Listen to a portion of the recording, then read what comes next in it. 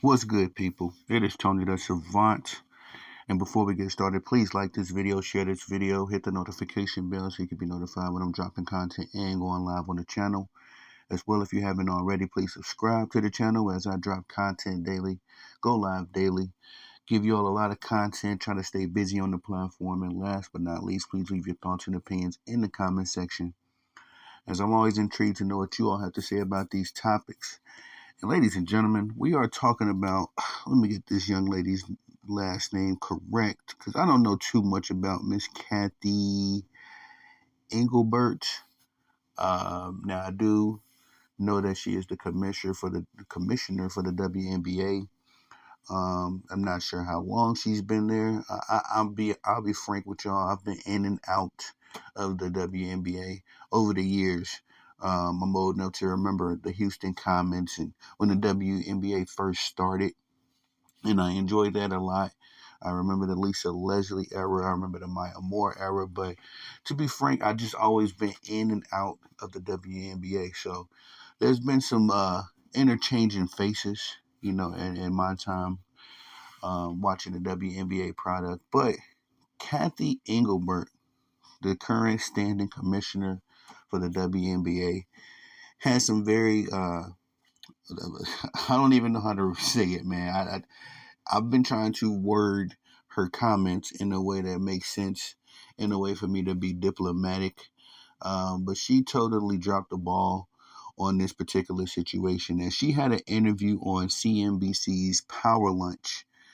And she was asked about, the current rise in fandom that has come along with the introductions of Angel Reese and Caitlin Clark. And we all know, as sports fans, Caitlin Clark and Angel Reese have their names have jumped on the map, and they have been, lightning rod figures in their respects. It really started back in their collegiate days, playing against one another. Angel Reese, of course, went to LSU. Caitlin Clark was from Iowa and played at Iowa, excuse me. But their fandoms have followed them over from their college careers, and it has not been all positives. Of course, the numbers have increased for the WNBA. I'm sure monies have increased for them as well. Attendance has gone up, jersey sales, all that good stuff. Everything is on the up and up for the WNBA. But there has been one bit of a black eye on this entire situation, and I've experienced it myself. I'm not sitting here saying I'm not aware of this at all. I have seen this in real time myself, and that is the nastiness between the fan bases of Caitlin Clark and Angel Reese. Now, as a caveat, I gotta say that I don't see it as much on the Angel Reese side.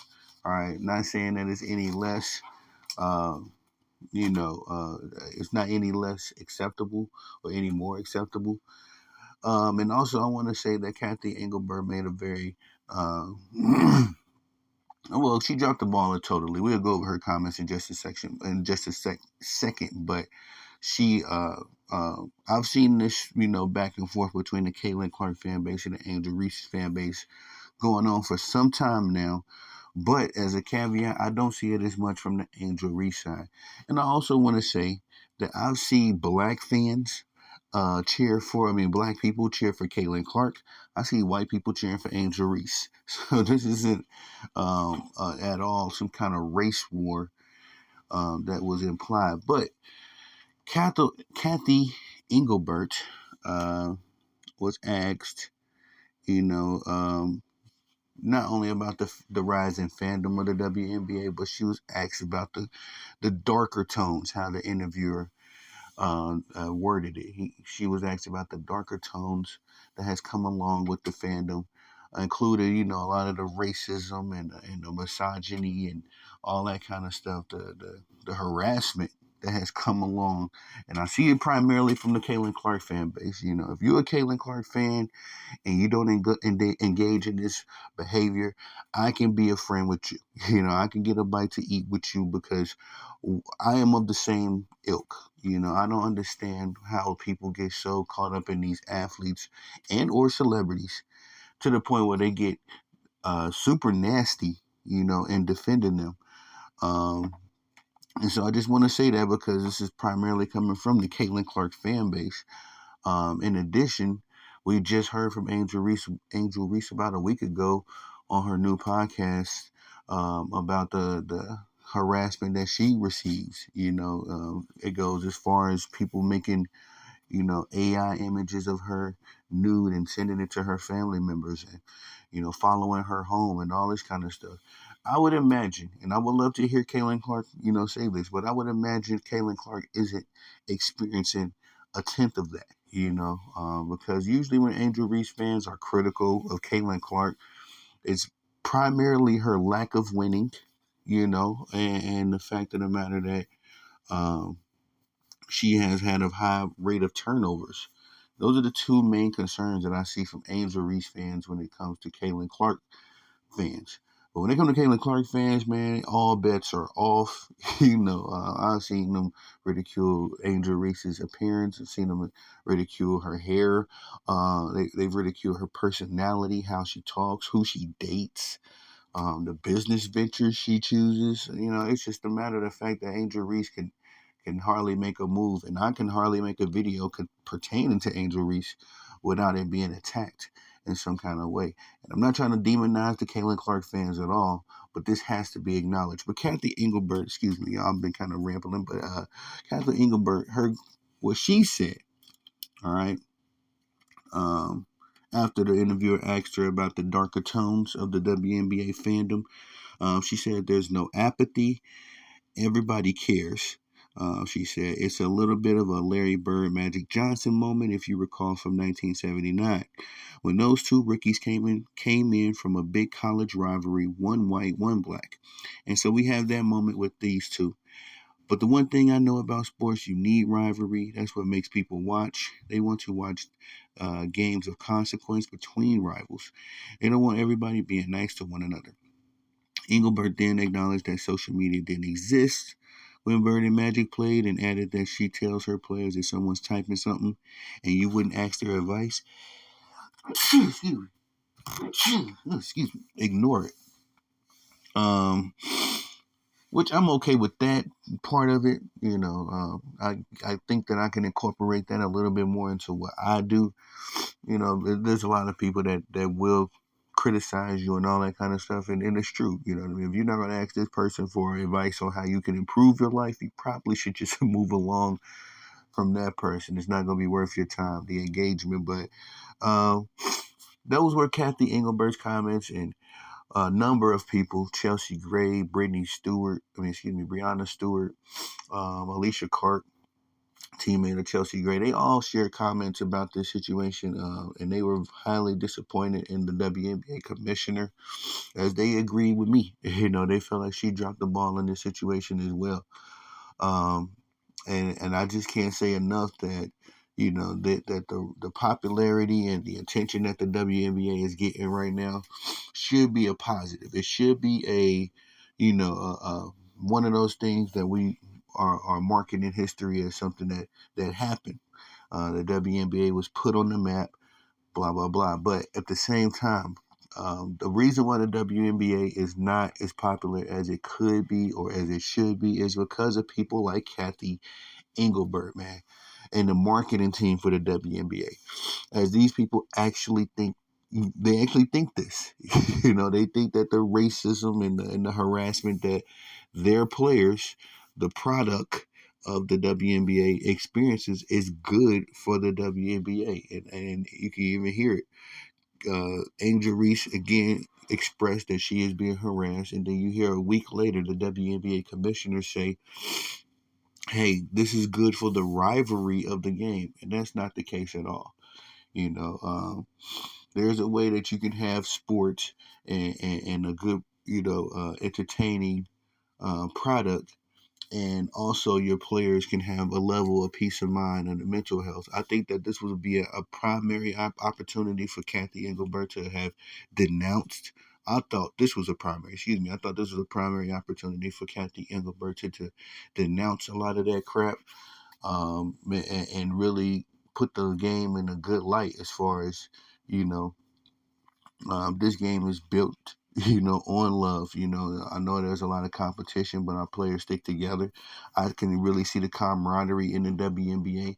Not only do these ladies go at each other, they actually compete, but they don't seem to have that quote unquote jealousy that the media has been trying to cook up. I see a number of people: Diana Taurasi, Chelsea Gray, Brittany Griner, all of the legends of the game. They all acknowledge Kaylin Clark during the game, or at pregame or something like that. From what I'm seeing, there's no consistency with what the media says is going on, and then you hear that uh, the commissioner is feeding into the nonsense. Even if there wasn't an opportunity for her to denounce this and move the game forward, she wouldn't. She didn't. You know what I mean? That's the crazy part. But kudos to the other players. I heard sound bites from multiple players, and also the WNBA PA, the Players Association. They also made a comment, basically just saying, well, they made a statement, excuse me, basically just saying that Kathy Engelbert, again, dropped the ball in this situation. They also put out a statement as to what she should have said. And I definitely implore y'all to go read that. But it pretty much sums up what we just discussed.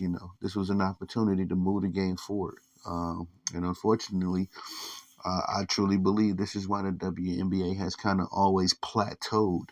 I'm afraid it's going to happen in the Caitlin Clark era as well.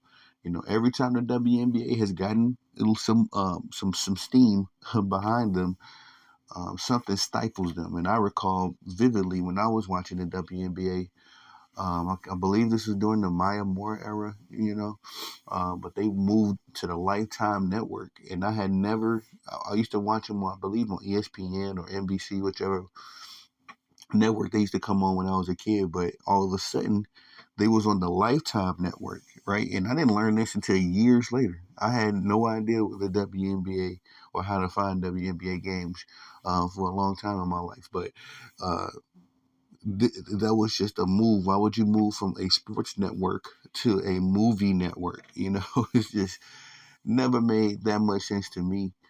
And again, this is a good opportunity with Caitlin Clark, with Angel Reese, and all of these super rookies. I love Cameron Brink, Rakia Jackson, Aaliyah Edwards. There's so many rookie players in the league right now that you could be supporting. And I remember hearing Brianna Stewart. She made a good mention of that. She was saying that the new fans want to come along and all that good stuff. That's cool. But just make sure you lock in with everybody. You know what I mean? There's more than just Angel Reese and Caitlin Clark to the WNBA, and I agree. If you venture out a little bit from your obsession with one athlete, you might find another athlete that you like. How dare you? you know.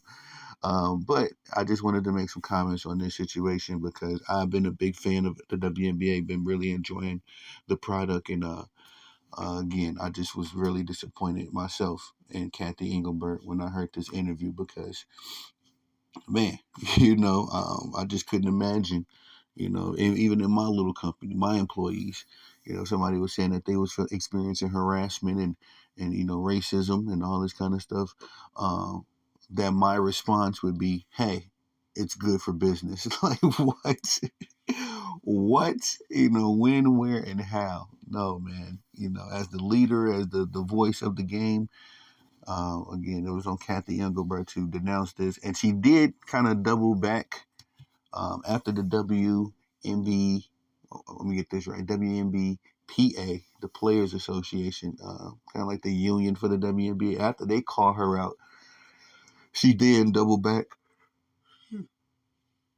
on her Twitter and said what she was supposed to say. She said it on Twitter, but she didn't say it on national television. So I totally forgot about that part, y'all. But she did double back and on her Twitter page say exactly what she should have said on TV, but the damage was already done at that point, And just moving forward, man. Hopefully, the WNBA gets rid of this chick because the WNBA fans aren't calling for her job. There's a lot of uproar in the WNBA streets right now because of Kathy Engelbert's comments. So hopefully the WNBA notices um, that she is not good for the league, and they insert someone that is, someone that does have an intrigue and an investment in moving the game forward. But that's all I got for y'all on this one, man. Please like the video, share this video, hit the notification bell so you can be notified when I'm dropping content and going live on the channel as well. If you haven't already, please subscribe to the channel as I drop content daily, go live daily. We stay busy on the platform. And last but not least, please leave your thoughts and opinions in the comment section, as I'm always intrigued to know what you all have to say about these topics. I am Tony the Savant. Peace.